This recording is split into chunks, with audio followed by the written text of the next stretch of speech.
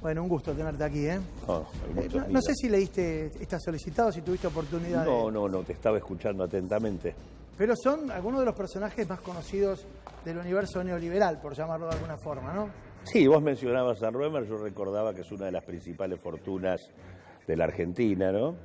Es una de las que habría que grabar en el marco de este impuesto a la riqueza que se está discutiendo.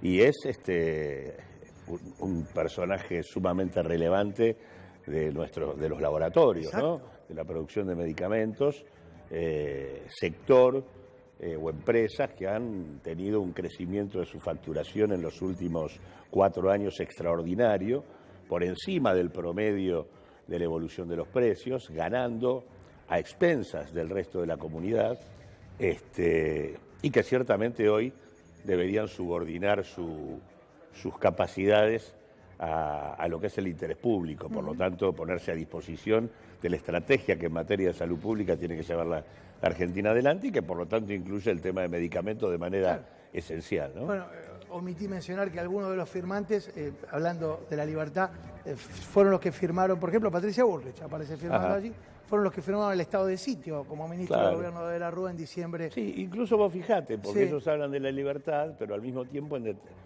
si hubo algún reclamo sobre Alberto Fernández, en determinado momento fue plantear que para hacer esto había que convocar a un estado de sitio, es decir, efectivamente le reclamaban que restringiera las libertades. Cosa que decidió no hacer, efectivamente.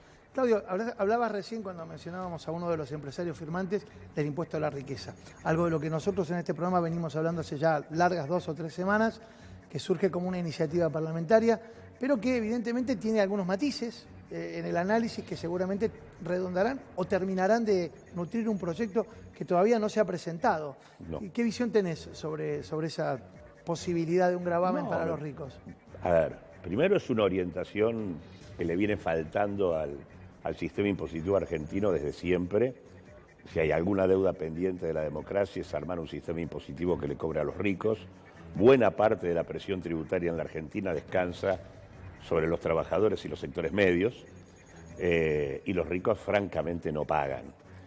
Y no pagan en línea con lo que sí pagan en otros países del mundo. Los países que nos muestran muchas veces como modelo tienen alícuotas en materia de patrimonio, bienes personales, ganancias, muy superiores a las que tenemos en la Argentina. Pero no solo, independientemente del diseño general del sistema impositivo, que como digo debería ser mucho más justo, acá lo que está en juego es una contribución de emergencia en este contexto. Y la verdad que creo que ahí hay un tema, porque en general, por ejemplo, los sectores de la derecha dicen, bueno, van a recaudar muy poco.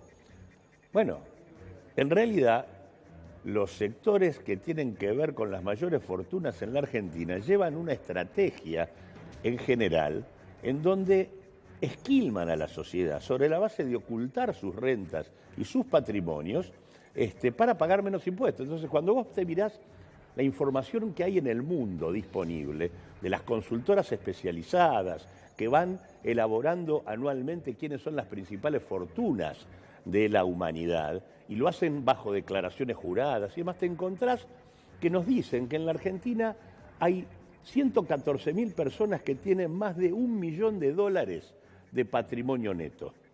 114.000. Ahora, la AFIP tiene registrado 32.000. O sea, un tercio prácticamente. Fíjate la diferencia.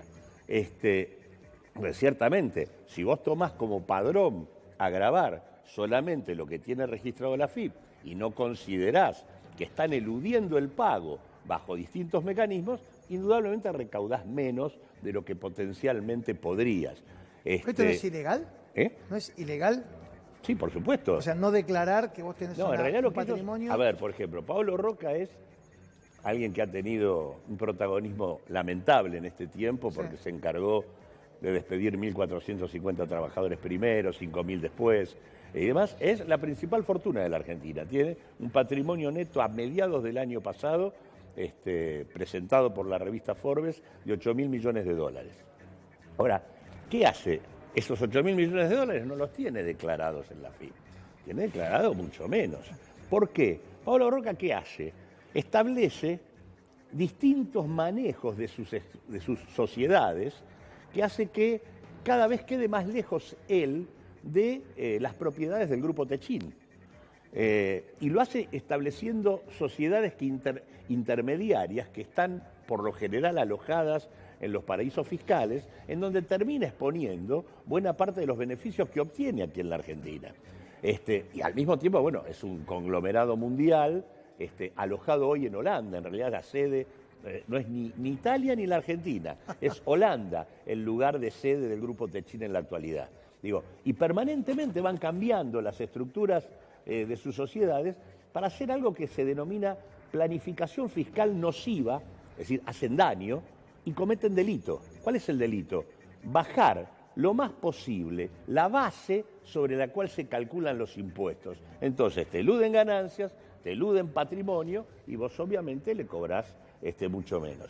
Por eso lo que nosotros recomendamos es, bueno, tenemos 32.000 declarados. Es más, apareció en los últimos días que en el marco de la cooperación tributaria con otros países había 2.900 millones de dólares en el exterior que no habían sido declarados en el blanqueo y que sí efectivamente existían. Ni los declararon siquiera en... A ver, está claro que no se hacen los boludos. Eso es por eso digo, es una planificación fiscal dirigida a quitarle recursos al Estado y sobre la base de eludir las normas vigentes en el país. ¿Vos crees que esta legislación o esta ley o lo que termine por salir aquí debería apuntar con una escala de a partir del $1 millón de patrimonio? Sí. Creo que habría que hacerlo a partir del $1 millón. Creo que habría que darle un tratamiento especial a las alícuotas de bienes personales por única vez. Y creo que, como están eludiendo, y todos lo sabemos, y tenemos la información del mundo para contrastar con la de la AFIP, creo que habría que ponerle una alícuota adicional a las empresas de ellos. Cuando uno hace esto, vos podés garantizar un impuesto que, por ejemplo, establezca que le das 5.000 pesos a cada argentino por 3 meses. Eso implica que todas las familias van a tener 20.000 pesos, es decir, lo necesario para alimentarse. Ese impuesto podría resolver por 3 meses, los 3 meses de esta pandemia, la alimentación en la Argentina de manera universal, sin discriminar absolutamente a nadie. Y seguramente no les provocaría un daño irreversible a sus estructuras económicas, ¿no? Faltaba más. No es que, porque hay mucha gente que legítimamente se come el discurso de los que dicen más impuestos sobre la Argentina. No, es que yo creo que como ellos no pagan, es que paga más los que se quejan, que son los sectores medios. Los sectores medios sí están atosigados de impuestos. Porque ¿qué pasa en el país? Vos los impuestos sobre el consumo, lo que se llama impuestos indirectos, que no toman en cuenta ni la capacidad económica de cada uno. No es la misma la capacidad que tiene un trabajador que la que tiene Pablo Roca. Si vos tenés impuestos dominantemente sobre consumo y no gravás los patrimonios y las rentas, Pablo Roca en términos relativos paga menos que cualquier trabajador. Claudio, una pregunta simple. Un empresario una vez me dijo, un gran empresario me dijo que en la Argentina los empresarios son keynesianos para cobrar subsidio y liberales para pagar impuestos. Esto, que en la Argentina se usa mucho como broma, lo que habla a las claras es que hay un doble estándar de los grandes empresarios en la Argentina y de los megamillonarios. Recordemos, son 50 familias las que tienen más de 300 millones de dólares en la Argentina. ¿Por qué tienen ese doble estándar cuando en otros países, como el caso de Estados Unidos, Bill Gates, dicen que los ricos tienen que pagar más impuestos? Claro, hay una lógica de funcionamiento de las principales capitales en la Argentina que tiene algunas características históricas y que son las que en general obturan el desarrollo del país. Estos señores, ¿cómo acumulan? Acumulan a expensas nuestras, porque no le pagan al Estado, porque le demandan subsidios, porque el mismo Techin que no paga los impuestos que debe pagar, te demanda el subsidio para seguir explotando vaca muerta, pidiéndote un valor del barril de petróleo que no tiene nada que ver con el que ocurre en el mundo. Entonces, por un lado, no te paga impuestos, por otro lado, te reclama subsidios y una parte muy relevante de lo que acumula lo fuga. Entonces, esa lógica de no pagar impuestos, demandar subsidios y fugar, lo que hace es resentir la capacidad de crecimiento y de acumulación de la economía argentina. Ahora, ¿por qué no pasa en otros lugares del mundo? Porque tienen sistemas impositivos en serio y porque arman un padrón de grandes contribuyentes y efectivamente les cobran. Digo, acá el padrón de grandes contribuyentes, digamos, a ver, acá vos tenés estructuras que son grandes grupos empresarios que tienen sede en diferentes provincias de la Argentina. Ahora, ¿cuál es la institución del Estado que debe inspeccionar las sociedades? La Inspección General de Justicia. Ahora, ¿tenemos una Inspección General de Justicia nacional? No, hay una por provincia. Hay una por provincia. Entonces, en realidad, si vos querés agarrar a un holding que está presente en todos lados, en realidad vos tenés una inspección en la ciudad, otra en Santa Fe, otra, digo, cuando vos estás discutiendo con grupos empresarios que tienen sede acá, en Uruguay, en Paraguay, en Brasil, digo, la verdad es que lo que no ha habido en la Argentina en los últimos tiempos es un acomodar al Estado y a sus herramientas a las características con las que funcionan los principales capitales. Ya que mencionás esto, ayer hablábamos con un diputado nacional cordobés, Luis Juez, y Luis ponía un ejemplo, discutíamos con Adida, que lo pinchó un poquito, porque decía, bueno, pero si vos le decís a, qué sé yo, le decís a Pagani, por ejemplo, que es un gran empresario, que construya una escuela en el pueblo, y qué sé yo, seguramente lo va a hacer. ¿Por qué le tenés que ir a sacar un impuesto que vos sabés que, como si se tratara de una especie de donación benéfica, que es tal vez como están acostumbrados a comportarse muchos grupos económicos, ¿no? O sea, sí, de hecho ha habido en este marco algunos ricos que se juntaron y dijeron vamos a hacer un aporte, digo, en el viejo criterio de, digamos, la caridad, ese tipo de lógica, ¿no? Pero no en términos de la obligación que todos tenemos de aportar en función de la capacidad que cada uno tiene. Te voy a pedir ahora que hacer un clic y meternos en un tema que también para nosotros ha sido prioritario en las últimas semanas y lo hemos planteado, que es el tema de la ayuda a las pequeñas empresas. Estábamos hablando de los grandes empresarios de la Argentina, las grandes riquezas. Vamos a hablar de esos que realmente no soportarían poder pagar un peso más de impuestos porque hoy están detonados y necesitan de la asistencia del Estado en este contexto. Y vos, como integrante del directorio del Banco Nación, venimos hablando hace rato de la línea de crédito y de las demoras incluso que se generaron, no en el Banco Nación específicamente, pero sino en el sistema financiero, para que esa línea de crédito con subsidio del Estado lleguen verdaderamente a sus destinatarios. ¿Qué fue lo que pasó? ¿Qué está pasando? El sistema financiero, me refiero con esto sobre todo a la gran banca privada, no es un instrumento de auxilio de la pyme. No lo era antes ni lo es ahora, y por más que vos pongas fondos para que lo hagan, van a poner trabas para que lo evitan. Si vos agarrás el universo, digo, primero es importante tener en cuenta de lo que estamos hablando. El universo de las micro, las pequeñas y las medianas empresas es el 99% de los establecimientos del país, que generan el 52% del valor agregado y el 66% del empleo. De esa franja, lo que tiene lugar en el sistema financiero son las medianas, y las medianas con más espaldas. El resto, en general, no recibe el apoyo del sistema financiero, de la gran banca privada.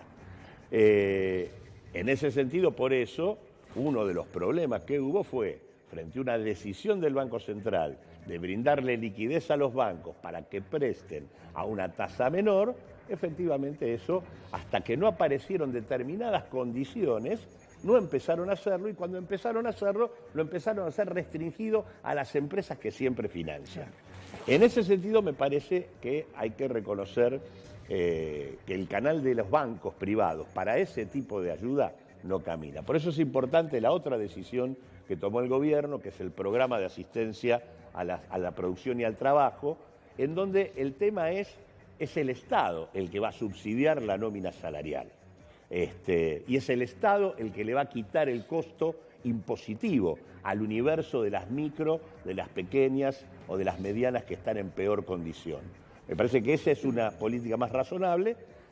Obviamente es distinta la situación de la banca pública. En el caso del Banco Nación, nosotros en este tiempo pusimos un cupo de 73.500 millones de pesos para financiar. Lo hablábamos con Tombolini el otro día, la semana pasada, y de esos 73.500, ¿cuántos ya se ejecutaron? 20.000. 20.000. 20.000 millones de pesos. Esa cifra, que es parecida a la que nos dio Tombo la semana pasada, ¿de qué depende que se acelere, Claudio?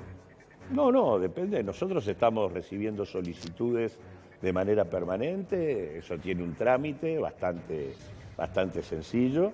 Y digamos, tienen son distintas líneas, Sí. que además vamos a tener que ir reorientándolas a partir de los cambios de contexto. Claro. Porque, por ejemplo, hay una línea de crédito que tiene que ver con aquellas actividades que son esenciales en el momento de la emergencia. Alimentación,